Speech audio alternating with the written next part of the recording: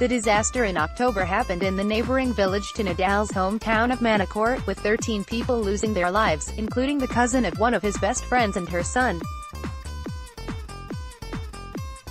Nadal was pictured the following day helping with the cleanup efforts and also opened his tennis academy to victims of the floods before donating €1 million, approximately £900,000, to the cause.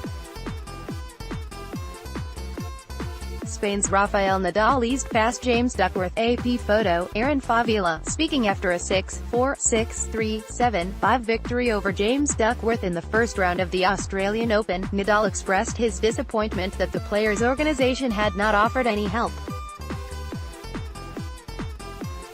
He said, "If something happens to the country of one of the players that did, in my opinion, important things for this sport and give a lot of things to the sport, I would love to see the organization that is running the sport supporting that person. It didn't happen in my case. I can't be happy with that." Nadal is also unhappy not to have been consulted about the future of ATP Executive Chairman and President Chris Kermode, whose position is understood to be under threat from the Player Council led by Novak Djokovic. With his victory today, at Rafael Nadal ties Stefan Edberg at No. 4 on the all-time list for most match wins at the Australian Open. Nadal, like Federer and Murray, a former member of the council, also backs Kermode and is unhappy that his views have not been sought. He said of Djokovic, "I don't have to go and find him. He's in the council, they have to come to me.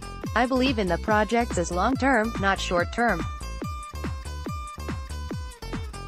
And because of that, I believe that is not good to have changes all the time. I believe that Chris probably did some good work out there, and I don't see him doing negative things or enough negative things to not continue in the position." Grigor Dimitrov voiced his support for Chris Kermode. AP photo, Kinchung. Grigor Dimitrov was even more vociferous in his support for Kermode, saying, "I think changing Chris Kermode would be one of the biggest mistakes. Tennis is in such a good place. Everything has gone through so many good and positive changes.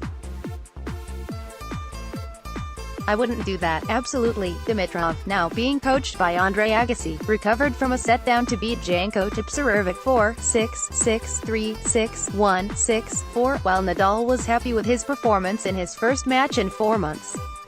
Knee pain saw the Spaniard retire from his semi-final against Juan Martín del Potro at the US Open last September, and, after an abdominal problem and ankle surgery ended his season early. He pulled out of the tournament in Brisbane last week with a minor thigh strain. Nadal remodeled his serve during that time, and although he was broken twice by Australian wildcard Duckworth, including when he served for the match, he was content with the new stroke. Police car light upset alert. Riley Opelka takes out fellow United States and No. 9 seed Isner 7-6, 7-6, 6-7, 7-6 at the Australian Open.